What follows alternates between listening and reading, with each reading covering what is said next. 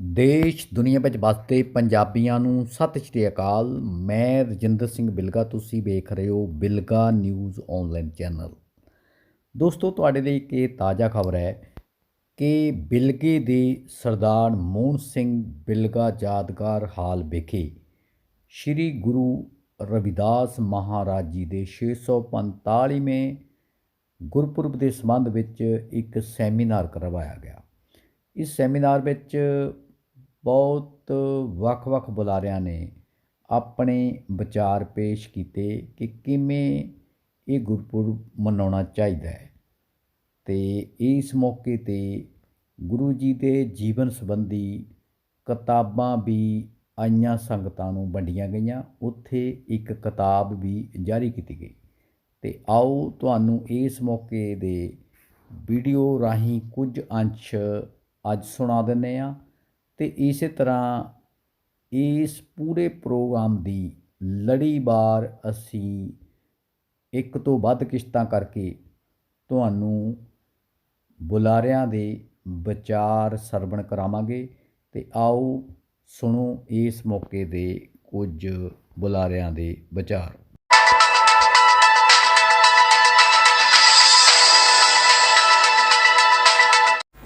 ਸਾਹਿਬ ਕਮਾਲ ਸ਼੍ਰੀ ਗੁਰੂ ਰਵਿਦਾਸ ਜੀ ਮਹਾਰਾਜ ਦਾ ਪਵਿੱਤਰ 645ਵਾਂ ਜਨਮ ਦਿਹਾੜਾ ਮਨਾਉਣ ਵਾਸਤੇ ਇਕੱਠੇ ਹੋਏ ਹਾਂ। ਔਰ ਸਭ ਤੋਂ ਪਹਿਲਾਂ ਆਈਆਂ ਹੋਈਆਂ ਸਾਰੀਆਂ ਸੰਗਤਾਂ ਨੂੰ, ਜਿੰਨੇ ਵੀ ਪਤਵੰਤੇ ਸੱਜਣ ਨੇ, ਸਾਰਿਆਂ ਨੂੰ ਗੁਰਪੁਰਬ ਦੀਆਂ ਲੱਖ ਲੱਖ ਮੁਬਾਰਕਾਂ। ऐसा विश्वव्यापी संकल्प लिया कि आप शायद सारे ना जानते होइए कि जिहड़ा UN का सिद्धांत है इन बिन श्री गुरु रविदास महाराज के बेगमपुरा संकल्प के तहत ही बनिया सी। और अखर टू अखर जो गुरु रविदास जी महाराज ने बेगमपुरा शब्द के विच सानू संकल्प बख्शिश किया है, उस दे तहत ही UN का जिहड़ा सिद्धांत है वो बनया है। सो जिन्ने भी संगत आईयां ने सारियां दा स्वागत जी आयां नूं। पर सतगुरु श्री गुरु रविदास जी महाराज जी ने इस धरती ते जन्म लैके उस वेले संत मत का जिहड़ा आ पसारा शुरू होया। जिन्ने भी संत मत दे विच जिन्हां ने समाज दे विच चेतना शुरू की, उन्होंने सारिਆਂ ने खुद किरत भी की। उन्होंने किरत की ते नाले उपदेश दिता शुरू किया ते संत मंडलियां जो कि समाज दे विच सुधार करनियां दे लई प्रेरणा दिंदियां सन, सतसंग होण लग पए। ते जिहड़े समय दे हाकम सी उन्हां नूं इह गल चंगी नहीं लगी। उन्होंने इस दी शिकायत मौके दा सम्राट, मौके की मुगल सल्तनत के कोल सतगुरु श्री गुरु रविदास जी महाराज जी की शिकायत की। उस शिकायत के विच कि इन्हां नूं नाम जपण का हुक्म नहीं, इन्हां नूं उपदेश देण का हुक्म नहीं। तो कि एक दिन वो आ गया, दोनों धिरां नूं राजे के दरबार में सद के आपो अपनी गल कहण का समा दिता गया ते नाल ही शर्त भी रख दी गई कि जिहड़ा बंदा हारेगा और वो हारन वाला जिहड़ा जितण वाले नूं उहदे घर पालकी विच बिठा के छड्ड के आवेगा। ते उत्थे जिहड़ी चर्चा हुई दरबार दे विच सतगुरु जी अते विरोधी दोनों की चर्चा दे विच सतगुरु जी बहुत बाखूबी दे नाल उन्हां नूं सवालां दे जवाब दिते, पर निर उत्तर कर दिता। अंत नूं उन्हां नूं विपर जो विरोधी सन कही हुई शर्त के अनुसार सतगुरु जी के आश्रम तक छड्ड के आए। उस वेले सतगुरु श्री गुरु रविदास जी महाराज जी ने उस अकाल पुरख का शुकराना करदियां होइयां ये शब्द उचारण किया, ऐसी लाल तुद बिन कौन करे, गरीब निवाज गुसैया मेरा, माथे छतर धरे, जां की शोत जगत को लागै, तां पर तू ही धरै, नीचा ऊँच करे मेरा गोबिंद, काहूँ ते ना डरै। ਸਤਿਗੁਰਾਂ ਨੇ ਇਹ ਸ਼ਬਦ ਉਚਾਰਨ ਕੀਤਾ, ਉਸ ਅਕਾਲ ਪੁਰਖ ਦਾ ਸ਼ੁਕਰਾਨਾ ਕੀਤਾ ਕਿ ਐ ਸਤਿਗੁਰੂ, ਤੇਰੇ ਤੋਂ ਬਿਨਾਂ ਮੈਨੂੰ ਜਿਹੜੀ ਇਹ ਬੁੱਧੀ ਦਿੱਤੀ ਹੈਗੀ, ਉਸ ਬੁੱਧੀ ਦੇ ਕਰਕੇ ਹੀ ਮੈਂ ਇਹ ਅਖੌਤੀ ਬੰਦਿਆਂ ਦੇ ਨਾਲ ਜੋ ਵਿਚਾਰ ਵਿਮਰਸ਼ ਹੋਇਆ ਹੈ, ਉਸ ਵਿੱਚ ਤੇਰੀ ਕਿਰਪਾ ਦੇ ਨਾਲ ਹੀ ਮੈਨੂੰ ਇਹ ਜਿੱਤ ਪ੍ਰਾਪਤ ਹੋਈ ਹੈ। ਤੇ ਇਹ ਮੰਨ ਕੇ ਚੱਲੀਏ ਕਿ ਅਸੀਂ ਉਸ ਗੁਰੂ ਸਾਹਿਬ ਦੀ ਸਿੱਖਿਆ ਦੇ ਨਾਲ ਚੱਲਣ ਲਈ ਕੋਈ ਨਾ ਕੋਈ ਆਪਾਂ ਚੱਲਦੀ ਲੀਹ ਵਿੱਚੋਂ ਕਹਿ ਸਕਦੇ ਕਿ ਲੀਹ ਪਾੜ ਕੇ ਚੱਲਣ ਵਾਲੀ ਸੋਚ ਦੇ ਕਿਤੇ ਨਾ ਕਿਤੇ ਆਪਾਂ ਧਾਰਨੀ ਹੈ। ਤਾਂ ਹੀ ਆਪਾਂ ਅੱਜ ਵੱਡੇ ਪੱਧਰ 'ਤੇ ਸ਼ੋਰ ਸ਼ਰਾਬੇ ਤੋਂ ਪਾਸੇ ਹੋ ਕੇ ਗੁਰੂ ਸਾਹਿਬ ਦੇ ਜੀਵਨ ਸੰਬੰਧੀ ਜਿਸ ਤਰ੍ਹਾਂ ਰਾਮਪਾਲ ਜੀ ਨੇ ਚਾਨਣਾ ਪਾਇਆ ਸੀ ਕਿ ਲੱਗ ਰਿਹਾ ਕਿ 645 ਸਾਲ ਬਾਅਦ ਵੀ ਧੰਨ ਧੰਨ ਸ਼੍ਰੀ ਗੁਰੂ ਰਵਿਦਾਸ ਮਹਾਰਾਜ ਦੀ ਜੋ ਵਿਚਾਰਧਾਰਾ ਸੀ, ਜੋ ਉਹਨਾਂ ਦੀ ਫਿਲਾਸਫੀ ਸੀ, ਕੀ ਅਸੀਂ ਉਹਨਾਂ ਟੀਚਿਆਂ ਨੂੰ ਅੱਜ ਪੂਰਾ ਕਰ ਰਹੇ ਹਾਂ, ਟੀਚਿਆਂ 'ਤੇ ਪਹੁੰਚ ਚੁੱਕੇ ਹਾਂ, ਕਿ ਜਾਂ ਸਾਡੇ ਵਿੱਚ ਕਿਤੇ ਨਾ ਕਿਤੇ ਹਜੇ ਵੀ ਬਹੁਤ ਵੱਡੀਆਂ ਖਾਮੀਆਂ ਆ। ਸਮਾਂ ਬਦਲਿਆ, ਯੁੱਗ ਬਦਲਦਾ ਆ, ਯੁੱਗ ਦੇ ਨਾਲ ਸਾਧਨ ਬਦਲਦੇ ਨੇ। ਪਰ ਜੇ ਆਪਾਂ ਜ਼ਿਆਦਾ ਨਾ ਜਾਈਏ ਤਾਂ 30-35 ਸਾਲ ਵੀ ਪਿੱਛੇ ਨੂੰ ਝਾਤ ਮਾਰ ਕੇ ਦੇਖ ਲਈਏ, ਲਗਭਗ ਕਹਿ ਸਕਦੇ ਹਾਂ ਕਈ ਦਹਾਕਿਆਂ ਤੋਂ ਗੁਰੂ ਰਵਿਦਾਸ ਮਹਾਰਾਜ ਦਾ ਜਨਮ ਦਿਨ, ਪ੍ਰਕਾਸ਼ ਦਿਵਸ ਤਕਰੀਬਨ ਕਹਿ ਸਕਦੇ ਕਿ ਸਾਰੀ ਦੁਨੀਆ ਵਿੱਚ ਕਿਤੇ ਬਹੁਤ ਵੱਡੇ ਪੱਧਰ 'ਤੇ, ਕਿਤੇ ਛੋਟੇ ਪੱਧਰ 'ਤੇ, ਪਰ ਮਨਾਇਆ ਜ਼ਰੂਰ ਜਾਂਦਾ ਹੈ। ਜੇ ਆਪਾਂ ਜਿਸ ਰੀਜਨ 'ਚ, ਜਿਸ ਖਿੱਤੇ 'ਚ ਰਹਿੰਦੇ ਹਾਂ, ਗੱਲ ਪੰਜਾਬ ਦੀ ਕਰੀਏ, ਜੋ ਅਸੀਂ ਬਚਪਨ ਤੋਂ ਦੇਖਦੇ ਆਏ ਹਾਂ, ਗੁਰੂ ਮਹਾਰਾਜ ਦਾ ਜਦੋਂ ਪ੍ਰਕਾਸ਼ ਪੁਰਬ ਆਉਂਦਾ ਸੀ ਤੇ ਸਿੰਪਲ ਸਾਦੀਆਂ ਪ੍ਰਭਾਤ ਫੇਰੀਆਂ, ਇੱਕ ਜੇ ਕਹਿ ਸਕਦੇ ਹਾਂ ਕਿ ਛੋਟੀ ਢੋਲਕੀ, ਚਿਮਟਾ ਅਤੇ ਜਾਂ ਹਾਰਮੋਨੀਅਮ ਦਾ ਅਸੀਂ ਦੇਖਦੇ ਹੁੰਦੇ ਸੀਗੇ, ਅਤੇ ਜਿਹਦੇ ਵਿੱਚ ਸਾਰੀ ਸੰਗਤ ਜਿਹੜੀ ਆ ਉਹ ਧਾਰਮਿਕ ਸਲੋਕ, ਧਾਰਮਿਕ ਗੀਤ ਜਾਂ ਸ਼ਬਦ ਗਾਇਨ ਕਰਦੀਆਂ ਹੁੰਦੀਆਂ ਸਨ। ਉਸ ਤੋਂ ਬਾਅਦ ਕਥਾ, ਕੀਰਤਨ, ਸਮਾਗਮ, ਸੰਮੇਲਨ ਚੱਲਦੇ ਸੀਗਾ, ਜਿਹਦੇ ਉੱਤੇ ਡਾਕਟਰ ਬੀ ਆਰ ਅੰਬੇਦਕਰ ਸਾਹਿਬ, ਧੰਨ ਧੰਨ ਸ਼੍ਰੀ ਗੁਰੂ ਕਹਿ ਸਕਦੇ ਹਾਂ ਕਿ ਰਵਿਦਾਸ ਮਹਾਰਾਜ, ਗੁਰੂ ਨਾਨਕ ਦੇਵ ਮਹਾਰਾਜ, ਜਾਂ ਹੋਰ ਜਿਹੜੀਆਂ ਸਾਡੀਆਂ ਜੀਵਨੀਆਂ, ਜਿਨ੍ਹਾਂ ਸ਼ਖਸੀਅਤਾਂ ਤੋਂ ਅਸੀਂ ਆਪਣੀ ਸੇਧ ਲੈਣੀ ਹੁੰਦੀ ਆ, ਉਹਨਾਂ ਦੇ ਜੀਵਨ ਸੰਬੰਧੀ ਵਿਚਾਰਧਾਰਾਵਾਂ 'ਤੇ ਕੋਈ ਨਾ ਕੋਈ ਵਿਚਾਰ ਗੋਸ਼ਟੀਆਂ ਹੁੰਦੀਆਂ ਸਨ। ਜਿਸ ਤਰ੍ਹਾਂ ਸੰਤ ਤੁਲਸੀਦਾਸ ਜੀ ਕਹਿੰਦੇ, ਜਨਨੀ ਜਣੇ ਤਾਂ ਭਗਤ ਜਾਣ, ਕਹਿ ਦਾਤਾ ਕਹਿ ਸੂਰ, ਨਹੀਂ ਤੋ ਜਨਨੀ ਬਾਝ ਰਹੇ ਕਾਹੇ ਗੁਆਵੇ ਨੂਰ। ਸਭ ਤੋਂ ਪਹਿਲਾਂ ਉਹਨਾਂ ਨੇ ਭਗਤ ਜੀਆਂ ਦੇ ਪ੍ਰਕਾਸ਼ ਦੀ ਗੱਲ ਕੀਤੀ ਹੈ। ਭਗਤ ਉਸ ਨੂੰ ਆਖਿਆ ਜਾਂਦਾ ਜਿਹਦੇ ਵਿੱਚ ਬਹੁਤ ਵੱਡੇ 3 ਗੁਣ ਹੋਣ। ਸਭ ਤੋਂ ਪਹਿਲਾਂ ਕਿ ਉਹ ਉਸ ਸੱਚੇ ਪਾਤਸ਼ਾਹ ਅਕਾਲ ਪੁਰਖ ਵਾਹਿਗੁਰੂ ਜੀ ਦੇ ਭੈ ਵਿੱਚ ਹੁੰਦਾ ਹੈ। ਦੂਸਰੇ ਨੰਬਰ 'ਤੇ ਪਹਿਲਾ ਭੱਬਾ ਭੈ ਦੇ ਵਿੱਚ, ਗੱਗਾ ਉਸ ਨੂੰ ਗਿਆਨ ਹੋਵੇ, ਤੱਤਾ ਤੇ ਉਹ ਤਿਆਗੀ ਵੀ ਹੋਵੇ। ਜਿਸ ਤਰ੍ਹਾਂ ਕਮਲ ਦਾ ਫੁੱਲ ਚਿੱਕੜ ਦੇ ਵਿੱਚ ਪੈਦਾ ਹੋ ਕੇ ਜਦੋਂ ਉਸ ਨੂੰ ਚੱਕਦੇ ਹਨ ਤੇ ਚਿੱਕੜ ਉਸ ਨੂੰ ਲੱਗਿਆ ਨਹੀਂ ਹੁੰਦਾ, ਉਹ ਇਸ ਤਰ੍ਹਾਂ ਸੰਸਾਰ ਦੇ ਵਿੱਚ ਆਉਂਦੇ ਆ ਤੇ ਆਪਣਾ ਜੀਵਨ ਇੱਕ ਰਹਿਬਰ ਦੀ ਤਰ੍ਹਾਂ, ਇੱਕ ਰਹਿਬਰ ਬਣ ਕੇ ਮਨੁੱਖਤਾ ਨੂੰ ਉਪਦੇਸ਼ ਦੇ ਕੇ ਜਾਂਦੇ ਆ। ਸੋ ਇਸੇ ਤਰ੍ਹਾਂ ਭਗਤ ਜੀਆਂ ਦੇ ਜੀਵਨ ਤੋਂ ਸਾਨੂੰ ਲੋੜ ਆ ਸੇਧ ਲੈਣ ਦੀ। ਪਰ ਜਦੋਂ ਅਸੀਂ ਦੇਖਦੇ ਹਾਂ ਜਿਹੜੇ ਸਮਾਜ ਵਿੱਚ ਕੋਈ ਤਬਦੀਲੀ ਲਿਆਉਣਾ ਚਾਹੁੰਦੇ ਆ, ਤਬਦੀਲੀ ਗੁਰੂ ਆਸ਼ੇ ਅਨੁਸਾਰ, ਸਾਡੀ ਆਪਣੀ ਗੱਲ ਨਹੀਂ, ਅਸੀਂ ਗੁਰੂਆਂ ਦੀ ਗੱਲ ਕਰਦੇ ਹਾਂ। ਗੁਰੂ ਸਾਹਿਬ ਨੇ ਸਮਾਜ ਵਿੱਚ ਤਬਦੀਲੀ ਲਿਆਉਣੀ ਹੈ, ਤਬਦੀਲੀ ਲਿਆਂਦੀ ਔਰ ਲੋਕਾਂ ਨੂੰ ਤਿਆਰ ਕੀਤਾ। ਔਰ ਤੁਸੀਂ ਦੇਖੋ ਉਸ ਟਾਈਮ ਰਾਜਿਆਂ ਨਾਲ ਟੱਕਰ ਲਈ, ਜਿਨ੍ਹਾਂ ਦਾ ਸ਼ਾਸਨ ਸੀ, ਜਿਨ੍ਹਾਂ ਦਾ ਕਾਨੂੰਨ ਚੱਲਦੇ ਸੀ, ਜਿਨ੍ਹਾਂ ਦਾ ਕਿਹਾ ਹੋਇਆ ਸ਼ਬਦ ਸਭ ਕਾਨੂੰਨ ਸੀ, ਕੋਈ ਸੰਵਿਧਾਨ ਨਹੀਂ ਸੀ। ਪਰ ਕਿਉਂ ਸਾਨੂੰ ਜਿੱਥੇ ਤੱਕ ਅਸੀਂ ਇਤਿਹਾਸ ਨਹੀਂ ਪੜ੍ਹਦੇ, ਜਿਵੇਂ ਪਹਿਲਾਂ ਵੀ ਕਿਸੇ ਜਣੇ ਨੇ ਗੱਲਾਂ ਕੀਤੀਆਂ ਕਿ ਅਸੀਂ ਆਪਣਾ ਇਤਿਹਾਸ ਹੀ ਨਹੀਂ ਪੜ੍ਹਦੇ। ਸਾਡੇ ਗੁਰੂ ਘਰਾਂ 'ਚ ਕੀ ਆ, ਕੋਈ ਲਾਇਬ੍ਰੇਰੀ ਨਹੀਂ ਹੈ, ਕਿਸੇ ਗੁਰੂ ਘਰ 'ਚ ਲਾਇਬ੍ਰੇਰੀ ਨਹੀਂ ਹੈ, ਕੋਈ ਸਾਨੂੰ ਪੜ੍ਹਨ ਦੀ ਆਦਤ ਨਹੀਂ ਪਾਈ। ਕਿ ਸਰਕਾਰਾਂ ਇਹ ਚਾਹੁੰਦੀਆਂ ਨੇ, ਜਿਹੜਾ ਰਵਾਜ ਭਾਗ ਕਰਨ ਵਾਲੇ ਲੋਕ ਇਹ ਚਾਹੁੰਦੇ ਨੇ ਕਿ ਜਿਹੜੇ ਸਾਡੇ ਬੱਚੇ ਆ, ਹੁਣ ਕਿਉਂ ਐਜੂਕੇਸ਼ਨ ਹੈ ਨਹੀਂ, ਇਸੇ ਕਰਕੇ ਜੇ ਬੱਚੇ ਕੋਲ ਗਿਆਨ ਆਊਗਾ ਤਾਂ ਉਹਨਾਂ ਨੂੰ ਪਤਾ ਲੱਗੂਗਾ ਵੀ ਸਾਡੇ ਰਹਿਬਰਾਂ ਨੇ ਆਹ ਕੁਛ ਕੀਤਾ ਤੇ ਅਸੀਂ ਵੀ ਕੁਛ ਕਰੀਏ। ਅਸੀਂ ਉਹਨਾਂ ਦੇ ਗਾਂ ਅੰਸ਼ ਮੰਨਸ ਹਾਂ, ਅਸੀਂ ਉਹਨਾਂ ਦੀ ਔਲਾਦ ਹਾਂ, ਅਸੀਂ ਉਹਨਾਂ ਦੀਆਂ ਸਿੱਖਿਆਵਾਂ ਨੂੰ ਅੱਗੇ ਲੈ ਕੇ ਜਾਈਏ। ਜਿਵੇਂ ਬਾਣੀ ਕਹਿੰਦੇ, ਬਾਬਣੀਆਂ ਕਹਾਣੀਆਂ ਪੁੱਤ ਸਪੁੱਤ ਕਰੇ ਆ। ਤੋਂ ਅਸੀਂ ਇਹਨਾਂ ਦੀ ਗੁਰੂ ਸਾਹਿਬਾਨਾਂ ਦੀ ਸਿੱਖਿਆ ਨੂੰ ਅਸੀਂ ਅੱਗੇ ਲੈ ਕੇ ਜਾਣਾ। ਕਿ ਸ਼ੇਰਾਂ ਦੇ ਪੱਗ ਨਹੀਂ ਹੁੰਦੇ ਤੇ ਸੂਰਾਂ ਦੇ ਮੂੰਹ ਘੜਕੇ ਤਿੱਖੇ ਨਹੀਂ ਕੀਤੇ, ਜੋ ਬਾਂਦਰੂ ਹੀ ਹੁੰਦੇ ਨੇ। ਤਾਂ ਉਸੇ ਤਰੀਕੇ ਦੇ ਨਾਲ ਜਦੋਂ ਸਮਾਜਿਕ ਪਰਿਵਰਤਨ ਤੇ ਆਰਥਿਕ ਅੰਦੋਲਨ ਦੀ ਲਹਿਰ ਚੱਲੀ ਸੀ, ਸਾਡੇ ਬਹੁਤ ਹੀ ਸਤਿਕਾਰਯੋਗ ਸਰਦਾਰ ਮੋਹਨ ਸਿੰਘ ਜੀ ਔਰ ਜਿਨ੍ਹਾਂ ਦੀ ਸੰਗਤ ਕਰਦਿਆਂ ਗਿੱਦੋ ਰਾਮ ਜੀ ਔਰ ਉਹਨਾਂ ਦੀ ਸੰਗਤ ਕਰਦਿਆਂ ਹੀ ਸਾਡੇ ਬਹੁਤ ਹੀ ਸਤਿਕਾਰਯੋਗ ਸੁਰਿੰਦਰਪਾਲ ਜੀ ਬਿਲਗਾ, श्री गुरु रविदास महाराज जी दे 645वें जन्म दिन दियां सारिਆਂ ਨੂੰ बहुत बहुत ਵਧਾਈਆਂ। समाज ਵਿੱਚ ਬਰਾਬਰਤਾ ਲਿਆਉਣ ਦੇ ਲਈ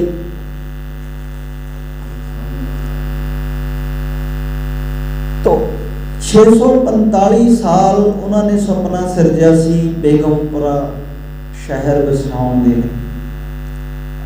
ਪਰ ਅੱਜ ਆਪਾਂ ਇਹ ਸੋਚ ਵਿਚਾਰ ਕਰਨੀ ਹੈ ਕਿ ਗੱਲ ਕਿੱਥੇ ਖੜੀ ਆ, ਕਿ ਉਹਨਾਂ ਦਾ ਇਹ ਸੁਪਨਾ ਪੂਰਾ ਹੋ ਗਿਆ। ਮਹਿਜ਼ ਅਸੀਂ 10-15 ਦਿਨ ਉਹਨਾਂ ਦਿਨਾਂ 'ਚ ਸਾਨੂੰ ਗੁਰੂ ਸਾਹਿਬ ਯਾਦ ਆਉਂਦੇ ਆ, ਤੇ ਉਹ ਜਿਹੜੀਆਂ ਅਸੀਂ 10-15 ਦਿਨ ਬਹੁਤ ਜ਼ਿਆਦਾ ਇਕੱਠ ਕਰਕੇ, ਬਹੁਤ ਜ਼ਿਆਦਾ ਪੈਸੇ ਇਕੱਠੇ ਕਰਕੇ ਖਰਚ ਕੇ, ਤਾਂ ਜੇ ਆਪਾਂ ਦੇਖਿਆ ਜਾਵੇ ਕਿ ਉਹ ਸਭ ਕੁਝ ਕਰਨ ਤੋਂ ਬਾਅਦ ਰਿਜ਼ਲਟ ਉਹ ਆਪਾਂ ਸਾਰੇ ਸੂਝਵਾਨ ਬੈਠੇ ਹਾਂ, ਹੋਰ ਵੀ ਸੰਗਤ ਹੈ, ਕੀ ਹੈ। ਧੰਨ ਧੰਨ ਸ਼੍ਰੀ ਗੁਰੂ ਰਵਿਦਾਸ ਜੀ ਮਹਾਰਾਜ ਜੀ ਦਾ ਸੰਗਤਾਂ ਮਿਲ ਜੁਲ ਕੇ ਪ੍ਰਕਾਸ਼ ਦਿਹਾੜਾ ਮਨਾ ਰਹੀਆਂ। ਸਾਨੂੰ ਵੀ 50-55 ਸਾਲ ਹੋ ਗਏ ਆ ਇਸੇ ਤਰ੍ਹਾਂ ਮਨਾਉਂਦੇ ਆ। ਔਰ ਜਿਸ ਤਰ੍ਹਾਂ ਪਹਿਲਾਂ ਬੁਲਾਰਿਆਂ ਨੇ ਇਹ ਗੱਲ ਕੀਤੀ ਹੈ ਕਿ ਪ੍ਰਕਾਸ਼ ਦਿਹਾੜਾ ਮਨਾ ਲਿਆ, ਲੇਕਿਨ ਉਸ ਤੋਂ ਬਾਅਦ ਅਸੀਂ ਕਿੱਥੇ ਚਲੇ ਜਾਂਦੇ ਇਹ ਅੱਜ ਤੱਕ ਨਹੀਂ ਪਤਾ ਲੱਗਾ। ਪ੍ਰਕਾਸ਼ ਦਿਹਾੜਾ ਮਨਾਉਣ ਵਾਲੇ ਕਿੱਥੇ ਚਲੇ ਜਾਂਦੇ ਆ ਤੇ ਪ੍ਰਕਾਸ਼ ਦਿਹਾੜਾ ਸੰਗਤਾਂ ਕਿੱਥੇ ਚਲੀ ਜਾਂਦੀਆਂ। ਸੰਗਤਾਂ ਜਿਸ ਤਰ੍ਹਾਂ ਅਸੀਂ ਕਹਿ ਸਕਦੇ ਹਾਂ ਕਿ ਅੱਖਾਂ ਤੇ ਪੱਟੀ ਵੱਜ ਜਾਂਦੀ ਹੈ। ਇਹ ਸ਼ਕਤੀ ਜੋ ਸ਼੍ਰੀ ਗੁਰੂ ਰਵਿਦਾਸ ਮਹਾਰਾਜ ਜੀ ਔਰ ਸਾਡੇ ਧੰਨ ਧੰਨ ਸ਼੍ਰੀ ਗੁਰੂ ਗ੍ਰੰਥ ਸਾਹਿਬ ਜੀ ਦੇ ਵਿੱਚ ਸ਼ਬਦ ਲਿਖੇ ਹੋਏ ਹਨ, ਇਹ ਸ਼ਕਤੀ ਅਧਿਆਤਮਕ ਸ਼ਕਤੀ ਹੈ। ਅਗਰ ਅਸੀਂ ਅਧਿਆਤਮਕ ਸ਼ਕਤੀ ਦਾ ਅਧਿਐਨ ਨਹੀਂ ਕਰਦੇ ਤੇ ਅਸੀਂ ਮਾਨਸਿਕ ਤੌਰ ਤੇ ਰੋਗੀ ਬਣ ਜਾਵਾਂਗੇ। ਅਸੀਂ ਜਿੰਨਾ ਮਰਜ਼ੀ ਪੜ੍ਹ ਲਈਏ, ਜਿੰਨੀ ਮਰਜ਼ੀ ਤਰੱਕੀ ਕਰ ਲਈਏ, ਜਿੰਨੇ ਮਰਜ਼ੀ ਵੱਡਿਆਂ ਅਹੁਦਿਆਂ ਤੇ ਬੈਠ ਜਾਈਏ, ਉੱਥੇ ਬੈਠ ਕੇ ਅਸੀਂ ਸੋਚਾਂਗੇ ਕਿ ਜੋ ਵੀ ਮੇਰੇ ਕੋਲ ਤਨਖਾਹ, ਭ੍ਰਿਸ਼ਟਾਚਾਰ, ਉੱਪਰਲਾ ਪੈਸਾ ਜੋ ਵੀ ਆਉਂਦਾ ਆ ਉਹ ਮੇਰੇ ਵੱਲ ਨੂੰ ਜਾਵੇ। ਅੱਜ ਅਸੀਂ ਮੰਥਨ ਕਰ ਰਹੇ ਹਾਂ ਸਤਿਗੁਰੂ ਜੀ ਨੇ ਆਪਣਾ ਜੀਵਨ ਕਿਵੇਂ ਜੀਵਿਆ ਤੇ ਸਾਨੂੰ ਕੀ ਦੇ ਕੇ ਗਏ। ਸਭ ਤੋਂ ਵੱਧ ਉਹਨਾਂ ਨੇ ਇਹੋ ਹੀ ਕਿਹਾ ਕਿ ਜਾਤ ਪਾਤ ਕੋਈ ਨਹੀਂ ਹੈ, ਮਾਨਸ ਕੀ ਜਾਤ ਸਭੇ ਏਕੇ ਪਹਿਚਾਨਬੋ, ਵਿਸਰ ਗਈ ਸਭ ਤਾਤ ਪਰਾਈ, जब से साध संगत मोहे पाई, ना को वैरी ना ही बेगाना, सगल संग हमको बन आई। ਅਸੀਂ ਪੜ੍ਹਨ ਤੱਕ ਲਿਮਟਡ ਰਹਿ ਗਏ ਹਾਂ।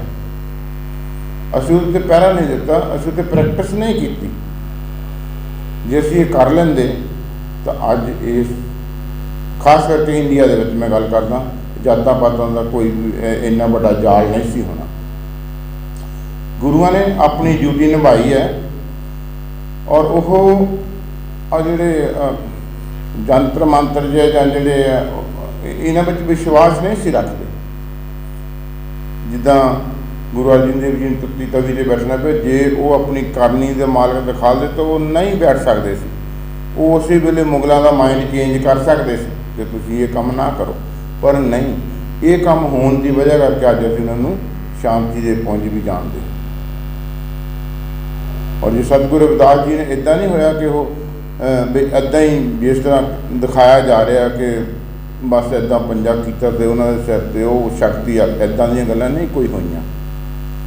ਉਹਨਾਂ ਨੇ ਵੀ ਜੇਲ੍ਹਾਂ ਕੱਟੀਆਂ, ਉਹ ਵੀ ਉਹਨਾਂ ਦਾ ਮਾਈਂਡ ਚੇਂਜ ਕਰ ਸਕਦੇ ਸੀ ਕਿ ਤੁਸੀਂ ਮੈਨੂੰ ਜੇਲ੍ਹ ਨਹੀਂ ਭੇਜਣਾ, ਤੂੰ ਮੇਰੇ ਨਾਲ ਹੋਰ ਜਿਹੜੀ ਮਰਜ਼ੀ ਬੈਠ ਕੇ ਵਿਚਾਰ ਕਰਨਾ। ਕੱਲ੍ਹ ਉਹਨੇ ਇਹ ਇੱਦਾਂ ਹੀ ਹੋਇਆ।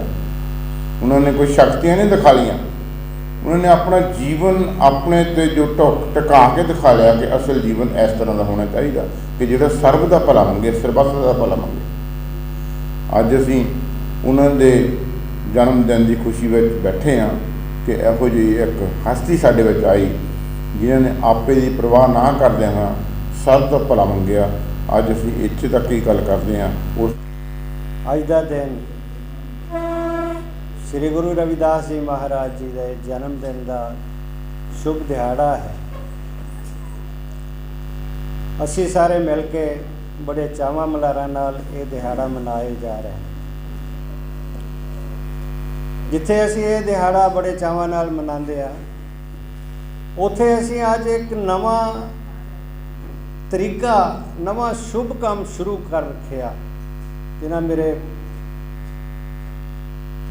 ਭਰਾਵਾਂ ਦੇ ਬੱਚਿਆਂ ਨੇ, ਸ਼੍ਰੀ ਸਵਰਗਵਾਸੀ ਮੋਹਨ ਸਿੰਘ ਦੇ ਬੱਚੇ, ਉਹਨਾਂ ਨੇ ਇੱਕ ਬੜਾ ਚੰਗਾ ਉਪਰਾਲਾ ਸੋਚਿਆ ਕਿ ਅਸੀਂ ਇੱਕ ਸੈਮੀਨਾਰ ਕਰੀਏ ਜਿੱਥੇ ਗੁਰੂ ਮਹਾਰਾਜ ਦਾ ਗਾਇਨ ਵੀ ਕਰੀਏ ਅਤੇ ਉਹਨਾਂ ਦੀ ਉਪਮਾ ਵੀ ਕਰੀਏ। ਨਾਲੋਂ ਨਾਲ ਸਭ ਗੁਰੂ ਪੀਰਾਂ ਮੁਹੰਮਦਾਂ ਵੱਡਿਆਂ ਵਡੇਰਿਆਂ ਦੀ ਤੁਲਨਾ ਆਪਣੇ ਗੁਰੂ ਸਾਹਿਬਾਨ ਨਾਲ ਕਰਕੇ ਅਸੀਂ ਇਸ ਸਿੱਟੇ 'ਤੇ ਪਹੁੰਚੇ ਵੀ ਅਸੀਂ ਕਿੱਥੇ ਕੁ ਬੈਠੇ ਹਾਂ।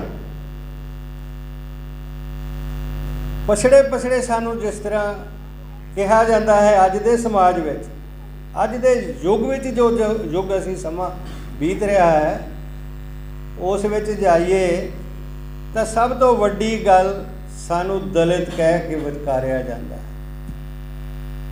ਦਲਿਤ ਦੀ ਭਾਸ਼ਾ ਭਾਵੇਂ ਕੋਈ ਜਾਣਦਾ ਹੀ ਨਾ ਹੋਵੇ।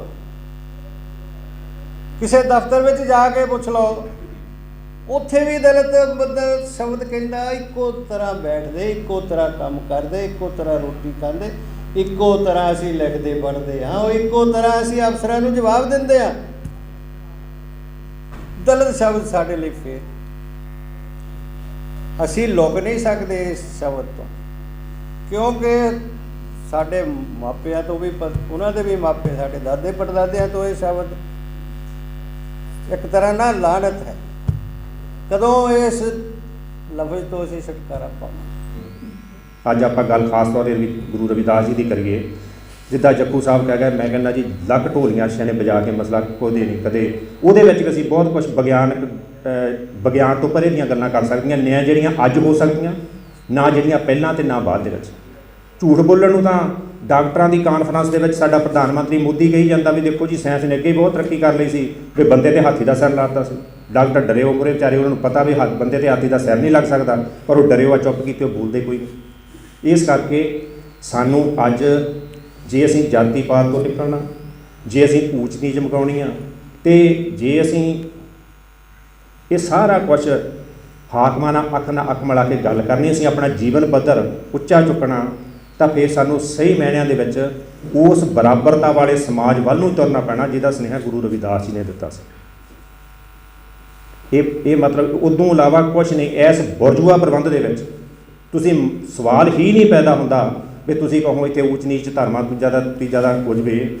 ਬਸ ਤੁਹਾਨੂੰ ਅੰਤ ਦੇ ਵਿੱਚ ਇਹ ਬੇਨਤੀ ਕਰਦੇ ਹੋਏ ਵੀ ਜੇ ਸੱਚਮੁੱਚ ਹੀ ਸਾਡੇ ਗੁਰੂ ਰਵਿਦਾਸ ਜੀ ਪ੍ਰਤੀ ਸਾਡੇ ਮਨਾਂ ਦੇ ਵਿੱਚ ਸਤਿਕਾਰ ਆ, ਤਾਂ ਫਿਰ ਆਓ ਆਪਾਂ ਅੱਜ ਸਮਾਜਿਕ ਬਰਾਬਰੀ ਲਈ ਲੜੀਏ, ਉਸ ਸਮਾਜਵਾਦ ਲਈ ਲੜੀਏ ਜਿਹੜੇ ਸਮਾਜਵਾਦ ਦੇ ਵਿੱਚ ਸਮੁੱਚੇ ਲੋਕਾਂ ਦਾ ਭਲਾਈ ਆ। ਨਹੀਂ ਤਾਂ ਵਰਨਾ ਆ ਬੁਰਜੂਆ ਹਾਲਤਾਂ ਤਾਂ ਇੱਦਾਂ ਦੀਆਂ ਵੀ ਇੱਕ ਕਰੋੜਾਪਤੀ ਆ ਜਿਹੜਾ ਸਾਡੇ ਅਡਾਨੀ ਸਾਹਿਬ ਆ ਲੋਕ ਤਾਂ ਕਰੋਨਾ ਦੇ ਕਰਕੇ ਵਿਹਲੇ ਹੋ ਗਏ, ਰੋਟੀਆਂ ਖਾਣ ਤੋਂ ਬਾਅਦ ਹੋ ਗਏ। ਅਡਾਨੀ ਅੰਬਾਨੀ ਨੂੰ ਪਛਾੜ ਕੇ ਏਸ਼ੀਆ ਦਾ ਵੱਡਾ ਸਰਮਾਏਦਾਰ ਬਣ ਗਿਆ। ਇੱਕ ਦਿਨ ਦੀ 6000 ਕਰੋੜ ਆਮਦਨ, ਅਤੇ ਦੂਜੇ ਪਾਸੇ ਝੁੱਗੀ ਦੇ ਵਿੱਚ ਬੈਠਾ, ਪਤਾ ਨਹੀਂ ਵੀ ਸ਼ਾਮ ਨੂੰ ਰੋਟੀ ਮਿਲਣੀ ਕਿ ਨਹੀਂ ਮਿਲਣੀ। ਇਹ ਜਿਹੜਾ ਪਾੜਾ ਆ, ਇਸ ਪਾੜੇ ਨੂੰ ਮਿਟਾਉਣ ਦੀ ਬਾਬੇ ਗੁਰੂ ਰਵਿਦਾਸ ਨੇ ਗੱਲ ਕੀਤੀ ਆ। ਤੇ ਇਹ ਹੁਣ ਸਾਨੂੰ ਗੁਰੂ ਰਵਿਦਾਸ ਸਾਨੂੰ ਸੁਨੇਹਾ ਦੇ ਗਏ ਆ। ਪਰ ਜੇ ਅਸੀਂ ਕਹੀਏ ਨਾ ਉਹਨੇ ਸਾਰਾ ਆਣ ਕੇ ਕਰੀ ਜਾਣਾ, ਕਈ ਵਾਰੀ ਗਾਉਣ ਵਾਲੇ ਕਰਦੇ ਆ ਜਾ ਬਾਬਾ ਨਾਨਕਾ, ਬਾਬੇ ਨਾਨਕ ਨੇ ਆਉਣਾ, ਨਾ ਮੁੜ ਕੇ ਗੁਰੂ ਰਵਿਦਾਸ ਜੀ ਨੇ ਆਉਣਾ, ਨਾ ਆਉਣਾ ਗੋਬਿੰਦ ਸਿੰਘ ਨੇ। ਉਹ ਆਪਣਾ ਸੁਨੇਹਾ ਦੇ ਗਏ, ਉਸ ਸੁਨੇਹੇ 'ਤੇ ਹੁਣ ਅਸੀਂ ਭਾਈ ਆਪਣੇ ਆਪ ਨੂੰ ਟਾਈਮ ਕੱਢ ਕੇ ਸਮਝ ਬਣਾ ਕੇ ਅਸੀਂ ਲੜ ਕੇ ਅੱਗੇ ਕਿੰਨਾ ਕੁ ਤੁਰਦੇ ਹਾਂ, ਬਸ ਇਹ ਸਾਡੀ ਸਮਝ 'ਤੇ ਨਿਰਭਰ ਕਰਦਾ। ਬਸ ਇਹਨਾਂ ਸ਼ਬਦਾਂ ਦੇ ਨਾਲ ਮੈਂ ਫਿਰ ਉਸ ਸਾਡੇ ਮਹਾਨ ਰਹਿਬਰ ਸ਼੍ਰੀ ਗੁਰੂ ਰਵਿਦਾਸ ਜੀ ਦੇ ਗੁਰਪੁਰਬ 'ਤੇ ਤੁਹਾਨੂੰ ਵਧਾਈ ਦਿੰਦਾ ਹੋਇਆ ਉਮੀਦ ਆ ਵੀ ਜੇ ਮੈਂ ਗੱਲਾਂ ਕੀਤੀਆਂ ਹੋ ਸਕਦਾ ਬਹੁਤਿਆਂ ਨੂੰ ਗਲਤ ਵੀ ਲੱਗੀਆਂ ਹੋਣ, ਜੇ ਚੰਗੀਆਂ ਲੱਗੀਏ ਇੱਕ ਵਾਰੀ ਫੇਰ ਸੁਨੇਹਾ ਵੀ ਆਪਾਂ ਬਾਣੀ ਨੂੰ, ਇਹਨਾਂ ਭਗਤਾਂ ਦੀ, ਇਹਨਾਂ ਗੁਰੂਆਂ ਦੀ ਬਾਣੀ ਨੂੰ ਸਮਝਦੇ ਹੋਏ ਉਹਨਾਂ ਦਾ ਇਕੱਲਾ ਧਾਰਮਿਕ ਪੱਖ ਹੀ ਨਾ ਦੇਖੀਏ, ਆਪਣੇ ਦਿਮਾਗ ਦੇ ਵਿੱਚ ਵਿਗਿਆਨਕ ਫਲਸਫਾ ਉਹਨੇ ਦਿੱਤਾ ਬੜਾ। ਬਾਬੇ ਨਾਨਕ ਨੇ ਅੱਜ ਤੋਂ ਬਹੁਤ ਲੰਮਾ ਸਮਾਂ ਕਹਿ ਦਿੱਤਾ ਸੀ ਵੀ ਜੇ ਮਨੁੱਖ ਨੇ ਜੀਣਾ ਪਾਣੀ, ਧਰਤੀ ਅਤੇ ਹਵਾ 'ਚ ਸਾਨੂੰ ਸ਼ੁੱਧ ਚਾਹੀਦੀ ਆ। ਅੱਜ ਸਾਡਾ ਉਹ ਮਨੁੱਖ ਨੇ ਸਾਰਾ ਅਸੀਂ ਆਪੇ ਗੰਧਲਾ ਕਰ ਲਿਆ। ਇਸ ਕਰਕੇ ਬਸ ਮੈਂ ਅੰਤ ਦੇ ਵਿੱਚ ਫਿਰ ਤੁਹਾਨੂੰ ਸਾਰਿਆਂ ਨੂੰ ਗੁਰਪੁਰਬ 'ਤੇ ਵਧਾਈ ਦਿੰਦਾ। ਵਾਹਿਗੁਰੂ ਜੀ ਕਾ ਖਾਲਸਾ, ਵਾਹਿਗੁਰੂ ਜੀ ਕਾ ਫਤਿਹ। ਤੁਹਾਡਾ ਬਹੁਤ ਬਹੁਤ ਧੰਨਵਾਦ। ਅਸੀਂ ਕਿ ਸ਼੍ਰੀ ਗੁਰੂ ਰਵਿਦਾਸ ਮਹਾਰਾਜ ਜੀ ਦਾ ਪ੍ਰਕਾਸ਼ ਪੁਰਬ ਕਿੱਦਾਂ ਮਨਾਈਏ, ਮੈਂ ਸਿਰਫ ਉਸ ਹੀ ਵਿਸ਼ੇ 'ਤੇ 2-4 ਮਿੰਟ ਲੈਣੇ ਨੇ। ਜੋ ਮੇਰੀ ਆਪਣੀ ਸਟੱਡੀ ਹੈ ਜਾਂ ਸਮਝ ਹੈ ਉਸ ਦੇ ਮੁਤਾਬਕ, ਔਰ ਇਸ ਮਹਾਨ ਰਹਿਬਰ, ਸੰਘਰਸ਼ੀਲ, ਮਨੁੱਖਤਾਵਾਦੀ, ਜਿਸ ਨੇ ਉਸ ਸਮੇਂ ਦੇ ਵਿੱਚ ਉਸ ਮੌਕੇ ਦੀ ਜਿਹੜੀ ਹਕੂਮਤ ਨੂੰ ਬੰਗਾਰਿਆ, ਜਦੋਂ ਸੱਚ ਸੁਣਿਆ ਨਹੀਂ ਸੀ ਜਾਂਦਾ, ਝੂਠ ਸੁਣਾਇਆ ਜਾਂਦਾ ਸੀ, ਤੁਹਾਡੇ ਕੰਨਾਂ ਵਿੱਚ ਕੁਝ ਪਾਇਆ ਨਹੀਂ ਸੀ ਜਾ ਸਕਦਾ। ਅਸੀਂ ਆਪਣੇ ਮੂੰਹੋਂ ਤੋਂ ਕੁਝ ਸ਼ਬਦ ਉਚਾਰ ਨਹੀਂ ਸੀ ਸਕਦੇ, ਆਪਣੀ ਮਰਜ਼ੀ ਨਾਲ ਕਿਤੇ ਜਾ ਨਹੀਂ ਸੀ ਸਕਦੇ, ਆਪਣੀ ਮਰਜ਼ੀ ਨਾਲ ਕਿਤੋਂ ਪਾਣੀ ਨਹੀਂ ਸੀ ਪੀ ਸਕਦੇ। ਪਰ ਉਸ ਸਥਿਤੀ ਦੇ ਵਿੱਚ ਇਸ ਮਹਾਨ ਰਹਿਬਰ ਨੇ ਇੱਕ ਸਮਾਨਤਾਵਾਦੀ ਵਿਚਾਰਧਾਰਾ ਲੈ ਕੇ ਜੋ ਆਪਣੀ ਬਾਣੀ ਦਾ ਇੱਕ ਦੀਪਕ ਜਗਾਇਆ, ਮੈਨੂੰ ਲੱਗਦਾ ਉਸ ਤੋਂ ਵੱਡੀ ਦੇਣ ਸਾਡੇ ਲਈ ਹੋਰ ਕੋਈ ਨਹੀਂ ਹੋ ਸਕਦੀ। ਵਾਹਿਗੁਰੂ ਜੀ ਕਾ ਖਾਲਸਾ, ਵਾਹਿਗੁਰੂ ਜੀ ਕੀ ਫਤਿਹ। ਧੰਨ ਗੁਰਦੇਵ, ਜੈ ਗੁਰਦੇਵ। ਅੱਜ ਜਿਹੜਾ ਸੈਮੀਨਾਰ, ਵਿਚਾਰ ਗੋਸ਼ਟੀ ਪ੍ਰੋਗਰਾਮ ਰੱਖਿਆ ਹੈ, ਇਹਦਾ ਮੁੱਖ ਮਕਸਦ ਇਹ ਹੈ ਕਿ ਸ਼੍ਰੀ ਗੁਰੂ ਰਵਿਦਾਸ ਮਹਾਰਾਜ ਜੀ ਦਾ ਆਪਾਂ 645ਵਾਂ ਜਨਮ ਦਿਹਾੜਾ ਮਨਾ ਰਹੇ ਹਾਂ। ਇਸ ਮੌਕੇ 'ਤੇ ਅਸੀਂ ਇਹ ਚਾਹੁੰਦੇ ਹਾਂ ਕਿ ਜਿੱਥੇ ਇੱਕ ਪਾਸੇ ਸਾਡੇ ਹੀ ਭਰਾ ਜਿਹੜੇ ਆ ਉਹ ਆਪਣੇ ਪ੍ਰਬੰਧਾਂ ਨਾਲ ਜਿਹੋ ਜਿਹਾ ਵੀ ਸਮਾਗਮ ਮਨਾ ਰਿਹਾ, ਉਹ ਵੀ ਪ੍ਰੋਗਰਾਮ ਚੱਲਣੇ ਆ, ਉੱਥੇ ਹੀ ਇੱਕ ਨਾਲ ਵਿਚਾਰਧਾਰਾ ਜਿਹੜੀ ਆ, ਵਿਚਾਰ ਚਰਚਾ ਵੀ ਹੋਣੀ ਚਾਹੀਦੀ ਆ। ਕਿਉਂਕਿ ਇਸ ਸਮੇਂ ਅਸੀਂ ਦੇਖ ਰਹੇ ਹਾਂ ਕਿ ਸਾਡਾ ਸਮਾਜ ਵਿੱਦਿਆ ਪੱਖੋਂ, ਸਿਹਤ ਪੱਖੋਂ ਅਤੇ ਰੁਜ਼ਗਾਰ ਪੱਖੋਂ ਪਛੜ ਗਿਆ। ਜਿਹੜੇ ਸਾਡੇ ਭਰਾ ਜਿਹੜੇ ਆ ਉਹ ਪਛੜ ਗਏ ਆ, ਪੈਸੇ ਪੱਖੋਂ, ਕਿਰਤ ਪੱਖੋਂ। ਉਹਨਾਂ ਦੇ ਬੱਚੇ ਜਿਹੜੇ ਸਰਕਾਰੀ ਸਕੂਲਾਂ ਤੱਕ ਸੀਮਿਤ ਰਹਿ ਗਏ ਆ।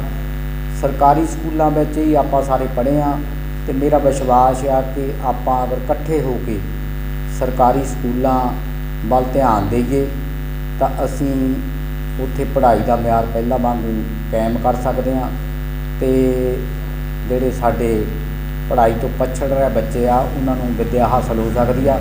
ਇਸੇ ਤਰ੍ਹਾਂ ਸਿਹਤ ਜਿਹੜੀ ਦੀ ਗੱਲ ਹੈ ਕਿ ਸਾਡੇ ਸਰਕਾਰੀ ਜਿਹੜੇ ਹਸਪਤਾਲ ਆ ਉੱਥੇ ਸਰਕਾਰ ਬਹੁਤ ਪੈਸਾ ਖਰਚਦੀ ਆ, ਪਰ ਉੱਥੇ ਇਲਾਜ ਦੀ ਜਿਹੜੀ ਗੱਲ ਆ ਉਹ ਇਸ ਕਰਕੇ ਪਛੜ ਗਈ ਆ ਵੀ ਸਾਡਾ ਉੱਥੇ ਵਿਸ਼ਵਾਸ ਨਹੀਂ ਰਿਹਾ। ਤਾਂ ਉੱਥੇ ਕੰਮ ਕਰਨ ਵਾਲੇ ਜਿਹੜੇ ਡਾਕਟਰ ਆ, ਬਾਕੀ ਸਟਾਫ ਆ, ਉਹਨਾਂ ਦੇ ਵੀ ਮਨ 'ਚ ਆ ਵੀ ਜੇ ਕੋਈ ਆ ਜਾਂਦਾ ਤਾਂ ਠੀਕ ਆ। ਅਤੇ ਮੇਰਾ ਵਿਸ਼ਵਾਸ ਆ ਜੀ ਆਪਾਂ ਵਿੱਦਿਆ, ਸਿਹਤ ਅਤੇ ਰੁਜ਼ਗਾਰ ਦੇ ਉੱਤੇ ਪਹਿਰਾ ਦੇਈਏ ਤਾਂ ਅਸੀਂ ਆਪਣੇ ਸਮਾਜ ਨੂੰ ਵਧੀਆ ਸਹੂਲਤਾਂ ਜਿਹੜੀਆਂ ਦੇ ਸਕਦੇ ਹਾਂ।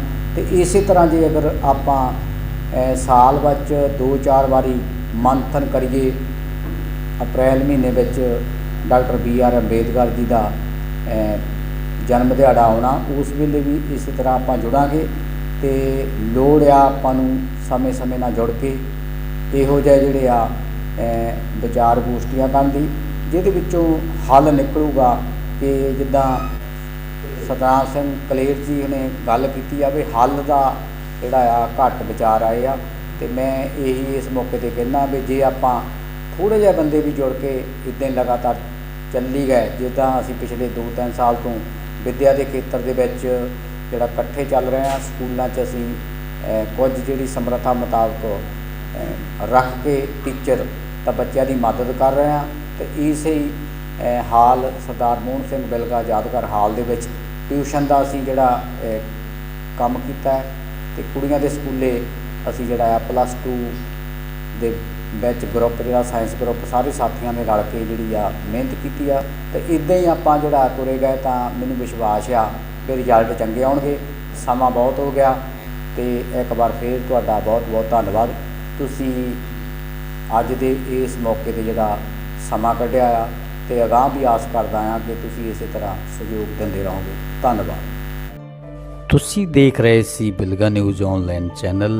ਸਾਡੇ ਇਸ ਚੈਨਲ ਨੂੰ ਵੱਧ ਤੋਂ ਵੱਧ ਸਬਸਕ੍ਰਾਈਬ ਕਰੋ ਤਾਂ ਕਿ ਸਾਡੀਆਂ ਵੀਡੀਓਜ਼ ਦਾ ਨੋਟੀਫਿਕੇਸ਼ਨ ਤੁਹਾਡੇ ਤੱਕ ਲਗਾਤਾਰ ਪਹੁੰਚਦਾ ਰਹੇ। ਧੰਨਵਾਦ।